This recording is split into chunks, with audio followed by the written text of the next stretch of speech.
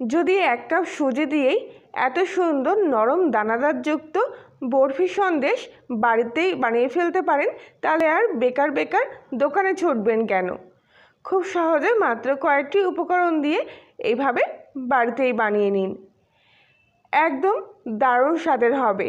আর সবচেয়ে বড় কথা, যাকেই খাওয়াবেন না কেন সে বিশ্বাসই করতে পারবে না দেখে কিংবা খেয়ে যেগুলো শুধু সুজি দিয়েই তৈরি। আর সেজন্য প্রথমে একটা কড়াইয়ের মধ্যে আমি নিয়ে নিয়েছি একটা ছোট বাটির 3 ভাগের 1 ভাগ পরিমাণ ঘি। খুব একটা বেশি ঘি এতে প্রয়োজন হবে না। তো সম্পূর্ণ ঘিটা আমি কড়াইয়ের মধ্যে দিয়ে দিলাম।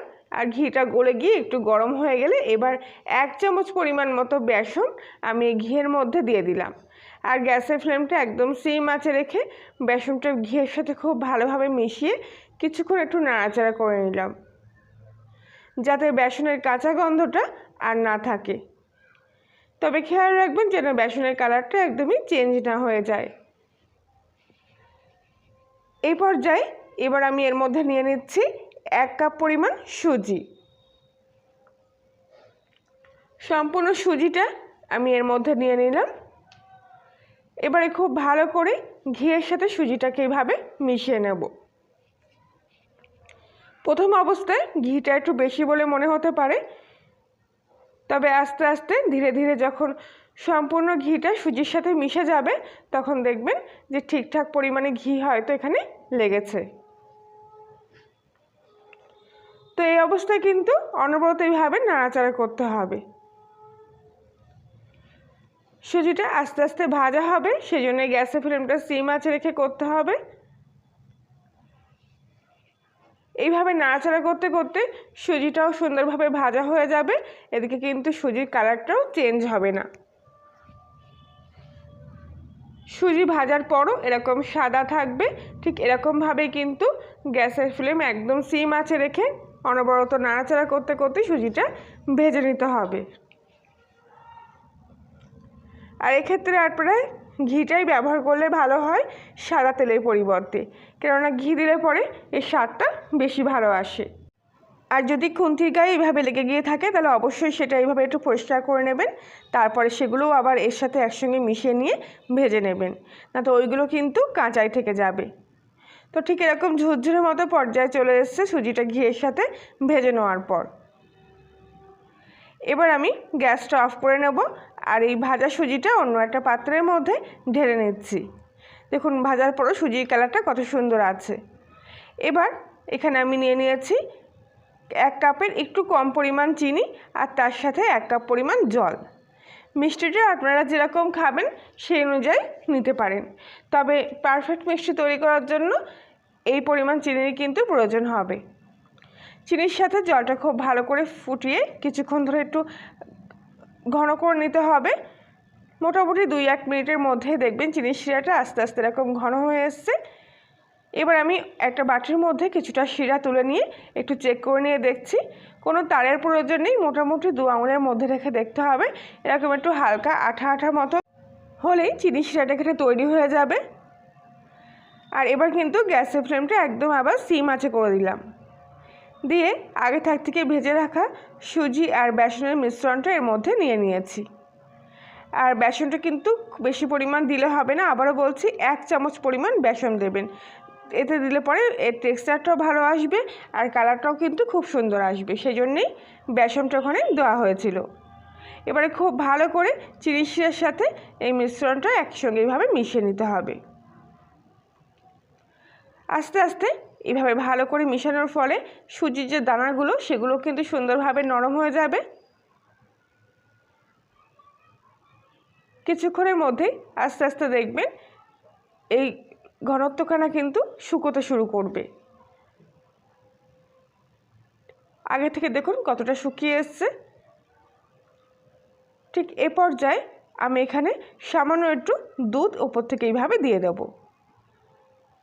এক্ষেত্রে আপনারা কনডেন্স মিল্কও ব্যবহার করতে পারেন, কিংবা ঘন আমুলের যে গুঁড়ো দুধ সেটাও একটু ঘন করে গুলে নিয়ে এর মধ্যে দিতে পারেন। তবে একদম তরল পাতলা দুধ কিন্তু বেশি করে এর মধ্যে দিলে হবে না, তাহলে এর যে দানাদার টেক্সচারটা সেটা কিন্তু আর থাকবে না। তখন এটা কিন্তু খেতে এবং দেখতে দুটোই কিন্তু খারাপ হয়ে যেতে পারে। সেজন্যই বলছি দুধটা যখন দেবেন সামান্য পরিমাণ দেবেন, তবে ঘনত্ব যেন একদম গাঢ় থাকে। তো এবারে আস্তে আস্তে দুধটাও খুব ভালো করে সুজির সাথে মিশিয়ে নিলাম। আর দেখুন কত সুন্দর একদম গাঢ় হয়ে এসছে এবার। আর সুজির দানাগুলোও কিন্তু এতক্ষণ ধরে খুব ভালোভাবে পাকিয়ে নেওয়ার ফলে নরম হয়ে গেছে। এইভাবে ভালো করে একটু পাকিয়ে না নিলে যখন সুজির এই বরফিগুলো খাবেন তখন কিন্তু সুজির দানাগুলো মুখের মধ্যে পড়লে পরে শক্ত শক্ত লাগতে পারে। তাই অবশ্যই এইভাবে সুজির দানাগুলোকে একটু নরম করে নিতে হবে। আর এই সময় কিন্তু তাড়াহুড়ো করে গ্যাসের ফ্লেমটা একদমই হাই করে দিলে হবে না, তাহলে চিনির শিরাটা কিন্তু একদম লাল হয়ে যাবে, তখন এগুলো দেখতেও আর লালচে হয়ে যাবে। তো এই অবস্থায় আগে থেকে কিন্তু অনেকটা শুকিয়ে এসছে।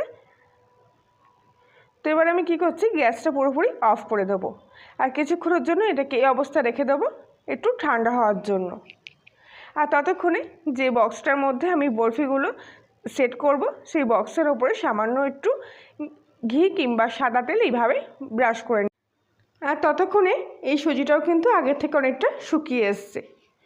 ঠিক এরকম করে খোলা হাওয়ায় কিছুক্ষণ ধরে রেখে দিতে হবে, একটু হালকা এরকম শুকিয়ে যাওয়ার জন্য। তবে জাল দিয়ে কিন্তু শুকোলে হবে না, এরকমভাবে রেখে দিতে হবে কিছুক্ষণ রেস্টে।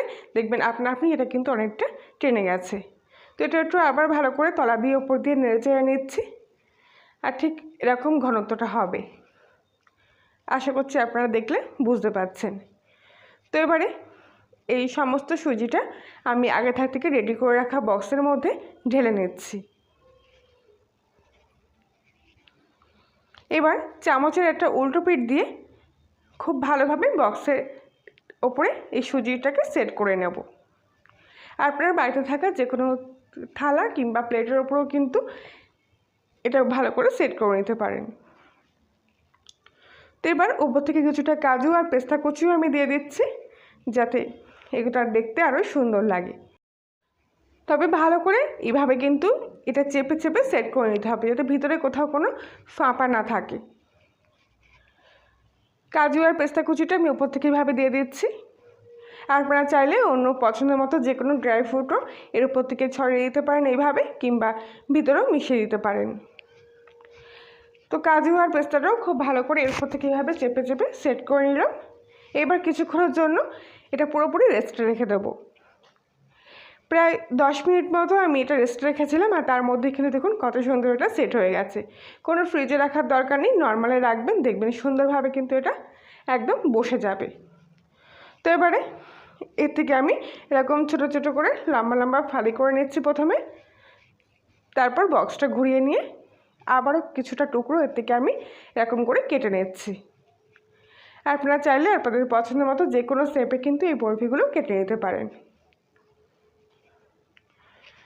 সবকটা পিস এরকম চৌকো করে কেটে নেওয়ার পর আমি এখান থেকে একটা টুকরো তুলে নিয়ে দেখাচ্ছি আপনাদেরকে। দেখুন কত সুন্দর হয়েছে, একদম সাদা ধবধবে সুজির এই বরফিগুলো দেখতে যেরকম সুন্দর, খেতেও কিন্তু অসাধারণ। আশা করছি আজকের রেসিপিটি আপনাদের ভালো লেগে থাকবে। ভালো লাগলে প্লিজ লাইক শেয়ার কমেন্ট করে জানাবেন। আর রোজকার মতো আবারও বলছি, আপনি যদি কলোনির রান্নাঘরে নতুন সদস্য হয়ে থাকেন তাহলে প্লিজ চ্যানেলটি সাবস্ক্রাইব করে পাশে থাকবেন। এখান থেকে একটা বরফি আমি ভেঙে নিয়ে দেখালাম, দেখুন কত সুন্দর হয়েছে ভিতরের টেক্সচারটা, একদম নরম, মুখে দিলেই পুরো মিলিয়ে যাবে। তাহলে বন্ধুরা আজকের মতো এই পর্যন্তই, সবাই ভালো থাকবেন।